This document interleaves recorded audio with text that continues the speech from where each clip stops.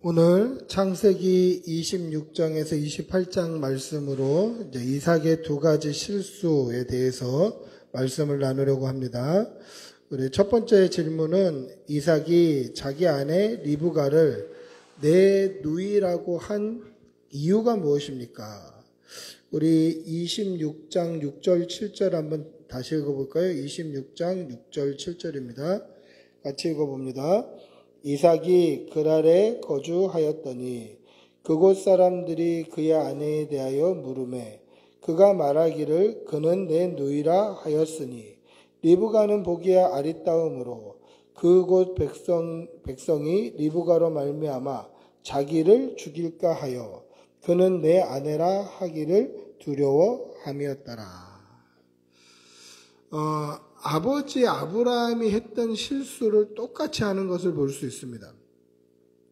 가나안 땅에 흉년이 들었죠. 근데 이 가나안 땅은 하나님께서 아브라함에게 지시하신 땅이에요.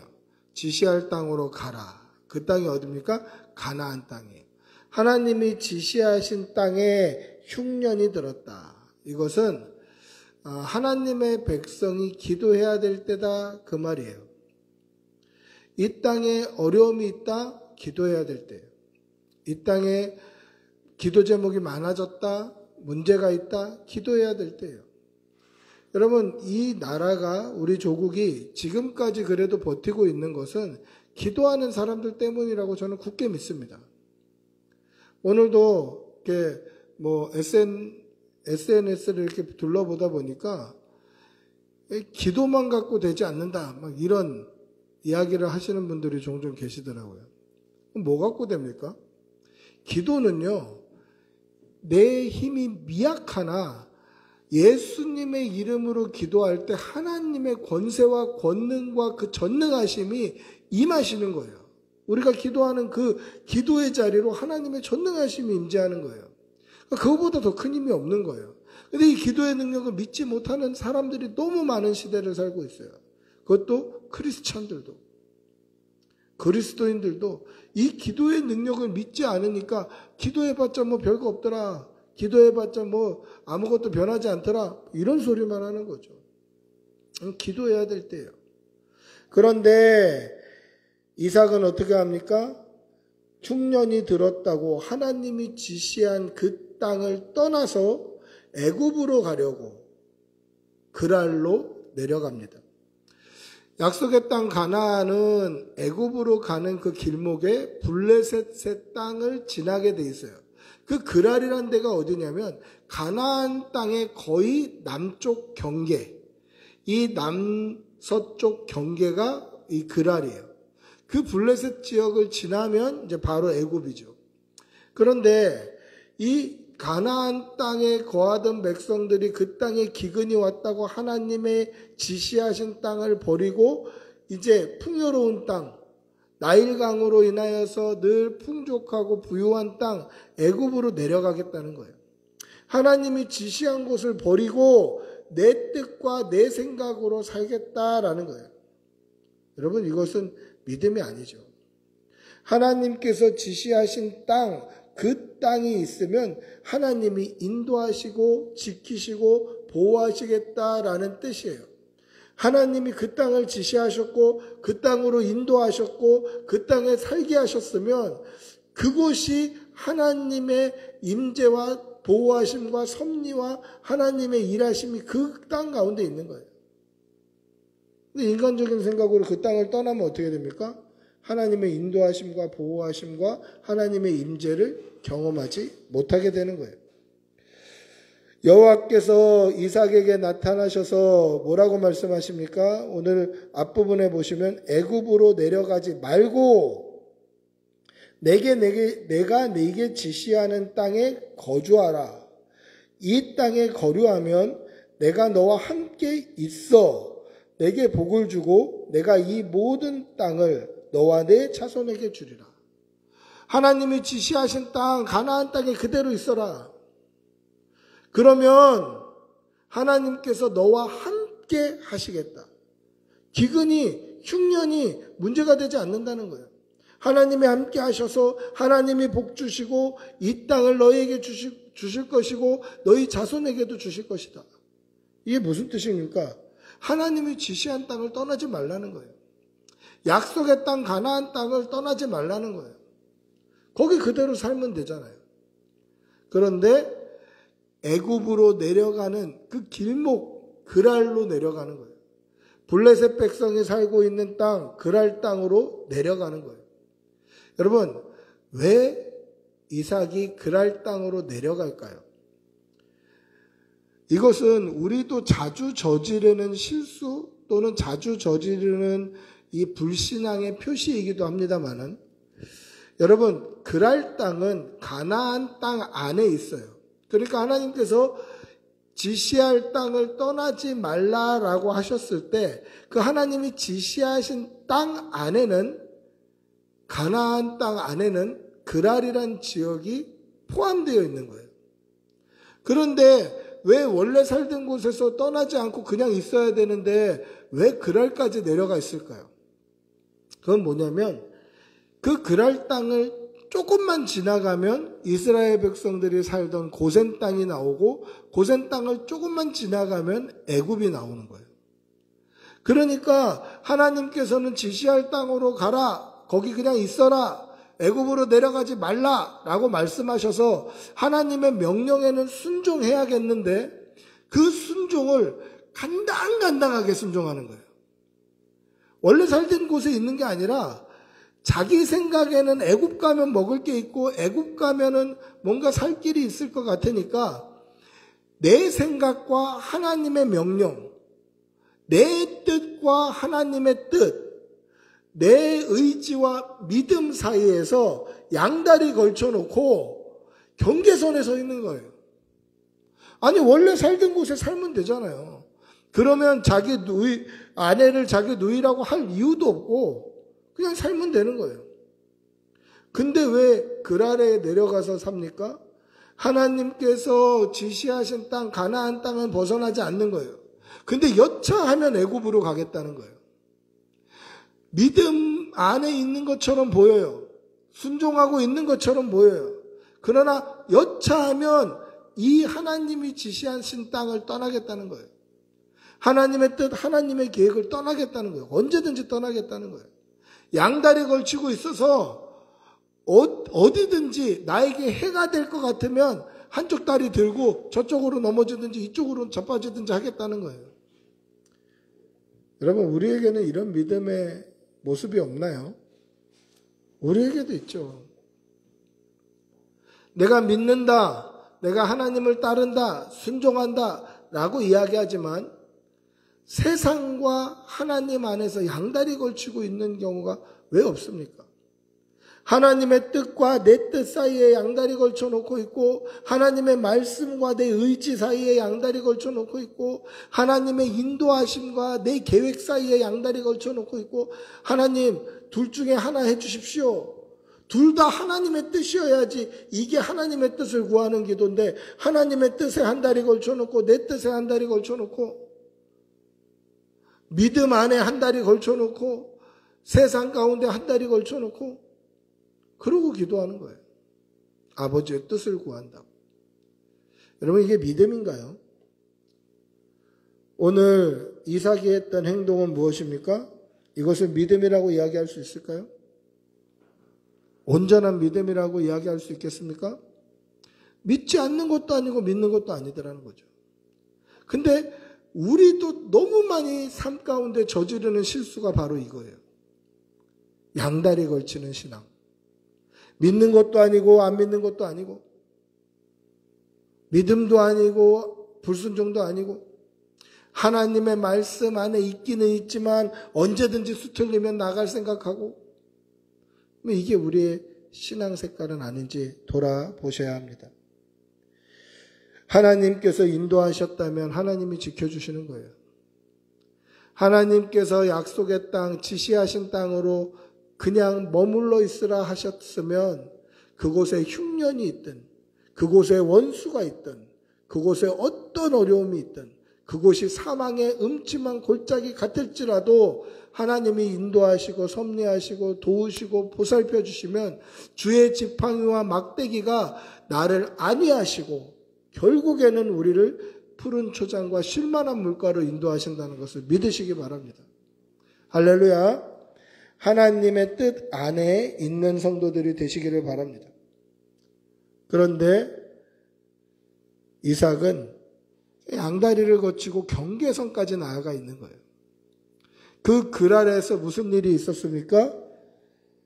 아내에 대해서 물어보는 사람들에게 아내를 자기 누이다라고 했습니다. 이것은 앞에서 아브라함도 했었던 실수였습니다. 성경엔 2번이나 명시되어 있고 아브라함의 입을 통해서 가는 곳마다 그런 일이 있었다라고 성경을 통해서 보았습니다. 아브라함도 했던 실수예요. 무엇입니까? 나만 살겠다는 거죠. 나만 살겠다는 거예요. 하나님의 약속, 하나님의 언약, 그거는 어디 갔는지 알 수가 없는 거예요. 하나님께서 이 민족을, 이 땅을, 하나님의 나라를 계속 약속하시잖아요. 내가 너에게 큰 민족을 이루게 하겠고 그 땅을 너의 자손들에게 주겠고 하나님께서 영토와 하나님의 백성과 하나님의 주권과 하나님의 나라를 말씀하고 계시잖아요. 그런데도 이런 실수를 반복하는 거예요. 사랑하는 성도 여러분, 오직 하나님만 의지하고 하나님만 따라가는 성도들이 되시기를 축복하고 기도합니다. 세상과 하나님 사이에 갈등하지 마시고 세상과 하나님 사이에 양다리 걸치지 마시고 오직 믿음으로 하나님만 쫓아가시는 성도들이 되시기를 바랍니다. 할렐루야. 그게 믿음이에요. 믿음으로 살아가시는 성도들이 되시기를 바랍니다. 할렐루야. 2번째, 맏아들 에서가 40세에 맞은 아내로 이삭과 리브가의 마음이 어떠했습니까? 우리 26장 34절 35절 읽어보겠습니다. 26장 34절 35절 시작. 에서가 40세에 헷 족속 보에리의 딸 유딕과 헷 족속 엘론의 딸 바스맛을 아내로 맞이하였더니 그들이 이삭과 리브가의 마음에 근심이 되었더라. 헷 족속의 딸들을 아내로 삼은 거예요. 왜 헷 족속의 딸들을 아내로 삼았을까요? 그것은 자기 눈에 좋은 대로 아내를 고른 거예요. 하나님께 물어보지 않았습니다. 부모님께도 물어보지 않았어요. 성경에 기록되어 있잖아요. 부모님께 물어봤다라는 내용이 있습니까? 그렇지 않죠. 오히려 이삭과 리브가가 마음에 근심을 하게 되는 거예요. 여러분, 왜 이방 여인하고 결혼하지 말라고 합니까? 왜 믿는 그리스도인 부모님들이 왜 믿지 않는 그런 사람들과 배우자를 이루지 말아라, 결혼하지 말아라, 왜 반대하시죠? 아유, 결혼해서 전도하면 되죠. 물론 그래도 돼요. 바울 사도도 그렇게 이야기했던 적이 있어요. 결혼해서 전도하면 되죠. 물론 그래도 되죠. 이방인이었지만 결혼을 해서 하나님의 백성이 된 사람들이 꽤나 있어요. 모압 여자 룻이 그랬고, 그리고 기생 라합이 그랬죠. 물론 예수님의 족보 안에도 이름이 들어가 있을 정도로 그렇게 믿음이 신실했던 이방인들도 있어요. 그런데 왜 이 헷족 속의 딸들이 왜 이삭과 리브가의 근심이 되었을까? 그 이유는 그들이 우상을 섬기기 때문에 그렇습니다. 그들이 하나님을 믿고 하나님께로 나오고 그래서 결혼했다라면 상관이 없는데 그들이 우상을 믿기 때문에 이 우상 숭배하는 사람들과 믿는 사람들과는 이 함께 동고동락하기가 참 힘들어요. 아니 그럼 그들 전도하면 되죠. 그들을 복음으로 이끌어내면 되죠. 근데 그게 쉽지 않아요. 왜냐하면 사람들은 의를 행하는 것보다 악을 행하는데 더 밝아요. 더 빨라요. 그렇기 때문에 불신 결혼을 했을 때 그 사람들이 예수 믿고 하나님의 백성이 될 확률보다 믿던 사람이 안 믿을 확률이 훨씬 높아요. 훨씬 높아요. 그리고 매번 싸우게 돼요. 그래서 이것이 부모의 근심이 되는 거예요. 오늘 에서는 40세의 헷족속 부에리의 딸 유딧과 헷족속 엘론의 딸 바스맛을 아내로 맞이했는데 그들이 이삭과 리브가의 근심이 되었어요.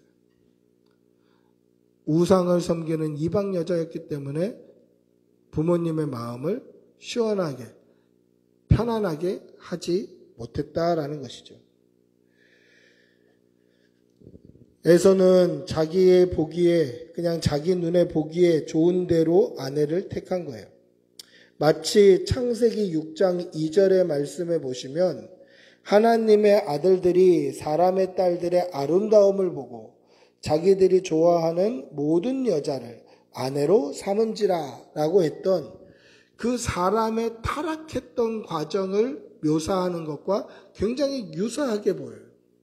이삭이 자기 좋은 대로 아내를 택한 것이에요. 결국 어떻게 합니까? 에서가 가나안 여인들이 부모님을 기쁘게 하지 못하는 것을 보고 이스마엘의 딸 마할랏을 아내로 다시 맞이하는 거죠. 처음부터 부모님하고 상의를 했다면, 처음부터 믿음으로 배우자를 구했다면 이런 일이 없었을 것이다 라는 것이죠. 사랑하는 성도 여러분, 성도의 우선순위는요 항상 신앙이 먼저여야 돼요. 성도의 우선순위는 항상 믿음이 먼저여야 되고 하나님의 영광이 먼저여야 되고 우리의 신앙이 우선순위가 되어야 돼요. 만약에 그것에 대해서 시험 들게 만들거나 걸려 넘어지게 만드는 우리 주변의 모든 것들을 우리는 믿음으로 정리해 나가야 돼요. 사랑하는 성도 여러분, 믿음으로 하나님의 영광을 위해 살아가는 성도들이 되시기를 바랍니다. 할렐루야. 세 번째, 이삭이 에서를 축복하려고 했던 이유는 무엇입니까? 27장 2절에서 4절 한번 읽어보겠습니다. 27장 2절에서 4절 같이 읽어보겠습니다. 이삭이 이르되 내가 이제 늙어 어느 날 죽을는지 알지 못하니 그런즉 네 기구를 곧 화살통과 활을 가지고 들에 가서 나를 위하여 사냥하여 내가 즐기는 별미를 만들어 내게로 가져와서 먹게 하여 내가 죽기 전에 내 마음껏 내게 축복하게 하라. 이삭은 장자 에서를 더 사랑했습니다. 그 이유가 뭡니까? 내가 즐기는 별미를 만들어주기 때문에 그래요. 에서는 들사람입니다. 특기가 사냥이에요. 야곱은 반면에 집에 있어 엄마의 일을 돕는 사람이었습니다. 그래서 아버지 이삭은 에서를 더 사랑했어요. 별미를 만들어주니까. 근데 그것만 이유가 아니었다라는 거예요. 이스라엘 백성들은 다 장자를 더 사랑해요. 여러분, 이스라엘 백성뿐만 아니라 우리나라만 하더라도 불과 한 5, 60년 전, 뭐 조선시대까지 갈 것도 없지만 5, 60년 전만 해도 이 장자, 큰아들이 집안의 어른이었어요. 제가 어렸을 때 이 전원일기라는 드라마를 보면 그 전원일기의 그 장면이 참 독특한 장면이 있는데 그 최불암 아저씨, 그 김이장 그 집에 밥을 먹는 장면이 늘 신기했어요. 어렸을 때. 증조 할머니와 그 최불암과 최불암 큰아들, 그러니까 그 집에 제일 어른 할머니와 그 집 제일 어른인 가장 아버지와 그 아들, 이렇게 세 명이 한 상에서 먹고 나머지 식구들이 빠글빠글하게 이렇게 넓은 상에서 같이 먹어요. 따로 먹어요, 따로. 왜 그렇습니까? 어른이 어른, 장자가 어른이. 할머니하고 아버지와 같이 먹는 건 장자 한 사람밖에 없고, 둘째부터 그 바글바글한데 며느리들하고 애들하고 바글바글하게 증손자들하고 거기서 먹는 거예요. 그게 80년대 드라마, 70년대 후반 80년대 드라마에서도 그 그대로 보여요. 뭐 불과 몇십 년 전만 해도 정말 우리나라에도 장자, 남자, 큰아들 이거면 뭐 끝인 거예요. 딸들 10명, 20명 해도 뭐 될 게 아닌 거죠. 근데 당시 이스라엘은 그게 더 심했어요.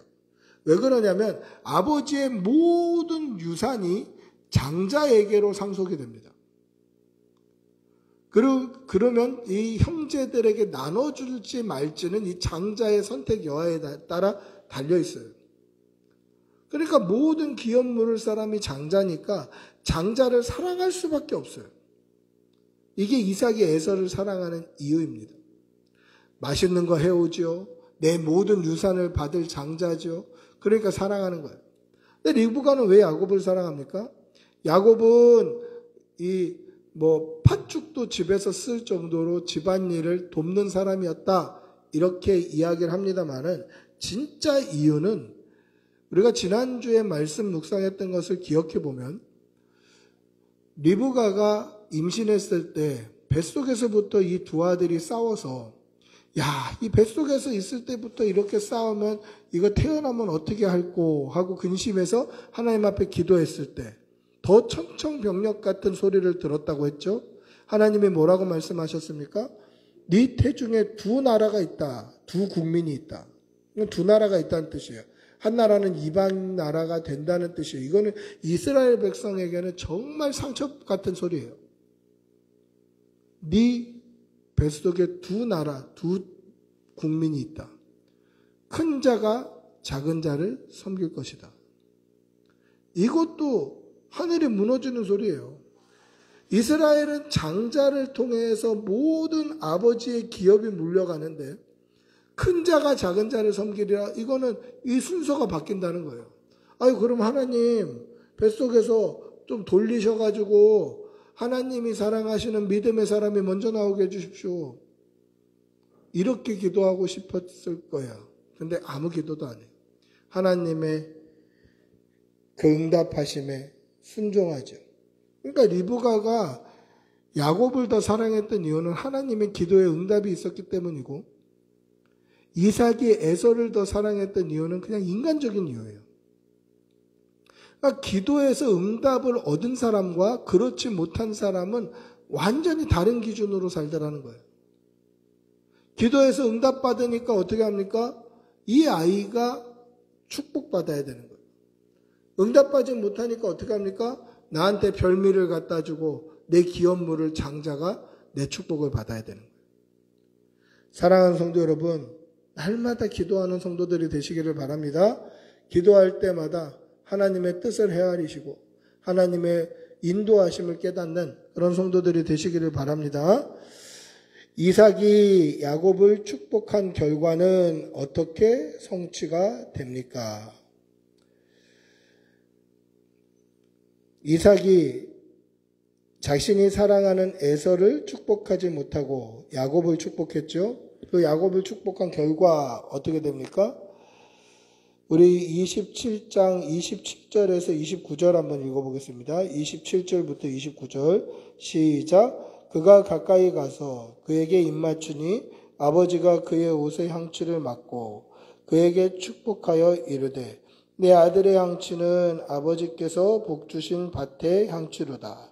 하나님은 하늘의 이슬과 땅의 기름짐이며 풍성한 곡식과 포도주를 내게 주시기를 원하노라. 만민이 너를 섬기고 열국이 내게 굴복하리니 내가 형제들의 주가 되고 내 어머니의 아들들이 내게 굴복하며 너를 저주하는 자는 저주를 받고 너를 축복하는 자는 복을 받기를 원하노라. 그 결과가 어떻게 성취가 됩니까? 축복한 결과 그대로 성취가 돼요. 여러분, 아버지가 권위로 자식을 축복하면 그게 자식에게 그대로 이루어졌어요. 그래서 이 축복이 무서운 거예요. 왜 야곱이 이렇게 복받기를 사모했고 장자의 명분을 얻기를 사모했는지를 우리는 말씀을 통해서 볼 수 있어야 돼요. 왜 그렇습니까? 아버지가 하나님의 권세로 하는 축복의 기도가 이루어지기 때문에 그래요. 여러분, 하나님의 기도는 이때만 이루어지고 오늘날은 안 이루어지나요? 그렇지 않아요. 오늘날도 이루어져요. 그래서 우리는 자녀들을 위해서 정말 믿음으로 기도해야 돼요. 우리 자녀들이 믿음 안에서 잘 자라기를, 우리 자녀들이 이 땅에서 하나님이 맡기시는 사명으로 큰 일을 감당하기를, 정말 하늘의 이슬과 땅의 기름짐으로 날마다 풍성하게 누릴 수 있기를 그렇게 기도하셔야 돼요. 여러분들의 기도가 자녀들에게 그대로 응답되기를 축복하고 기도합니다. 하나님의 권위로 자녀를 위해 믿음의 강구를 올리는 것은 하나님의 축복을 끌어오는 기도였다라는 것이죠. 야곱은 아버지를 속여서라도 아버지가 하나님께 구하는 그 하나님의 복을 받고자 했던 거예요. 그래서 그 이름이 야곱, 발목을 잡는 사람, 사람의 발목을 잡는다, 속이는 자, 걸려 넘어지게 하는 자, 이런 이름을 가지고 있지만 그래도 나는 장자가 되고 싶어서 장자 명분을 사모해서 장자 명분을 빼앗고, 에서는 반면 장자 명분을 가볍게 여겼더라. 그리고 하나님의 축복을 사모해서 어떻게 해서든지 이 복을 받으려고 노력했고, 반면에 에서는 당연히 받는다고 생각했더라. 여러분, 하나님의 축복은요, 반드시 사모하는 사람이 받게 돼 있어요. 장자니까 당연히 복 받는 거 아니에요. 장자니까 당연히 장자의 명분도 내 거다, 그거 아니에요. 사모하는 자에게 하나님께서 복 주시는 거예요. 성경에 분명히 그렇게 기록되어 있죠. 야곱이 팥죽으로 에서의 장자의 명분을 샀을 때 에서는 장자의 명분을 가볍게 여겼다라고 되어 있어요.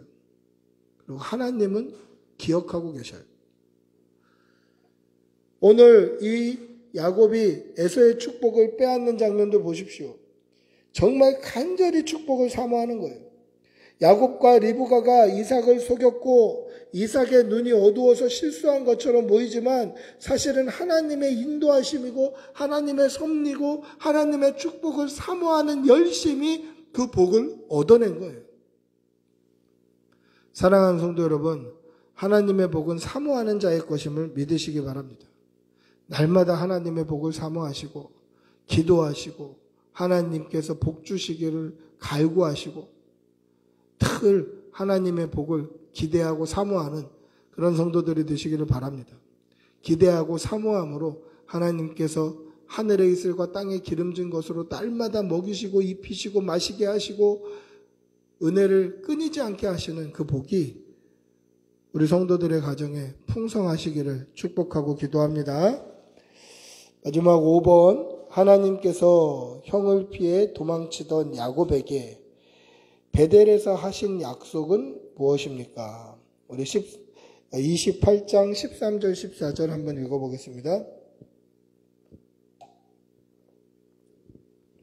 28장 13절 14절 시작. 또 본즉 여호와께서 그 위에 서서 이르시되 나는 여호와니 너의 조부 아브라함의 하나님이요 이삭의 하나님이라. 내가 누워있는 땅을 내가 너와 내 자손에게 주리니 내 자손이 땅의 티끌같이 되어 내가 서쪽과 동쪽과 북쪽과 남쪽으로 퍼져나갈지며 땅의 모든 족속이 너와 내 자손으로 말미암아 복을 받으리라. 할렐루야. 하란에 있는 외삼촌 라반의 집으로 향하던 야곱이 어느 한 곳에 이르러 이제 밤이 돼서 잠을 청하게 되었습니다.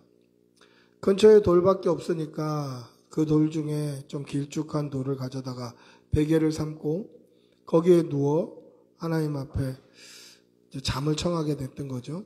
그러나 환상 가운데 사닥다리가 땅에서부터 하늘로 서 있고 하늘이 열려 있고 하나님의 사자가 천사들의 사닥다리 위로 오르락내리락 하는 것을 보게 됩니다. 그러고 나서 하나님의 복을 받고 자기가 베고 누웠던 그 돌베개를 세워서 기둥으로 삼고 집에서부터 나올 때 가지고 왔던 기름을 그 위에 부어드리는데 그 기름은 뭡니까? 이스라엘에 있어서 올리브 기름은 사실 현찰과도 같은 거예요. 나의 전부를 드리는 거예요. 다치면 상처의 연고가 되기도 하고 그거는 당장 땅이나 물건으로 바꿀 수 있는 현찰과 같은 거예요. 근데 내 전부를 부어드리는 거예요. 왜 그렇습니까? 그곳이 벳엘, 하나님의 집이었기 때문에 그렇습니다. 사다리가 땅에서부터 하늘로 닿았다는 것은 무슨 뜻입니까? 하나님이 너와 함께 하시겠다라는 뜻이에요.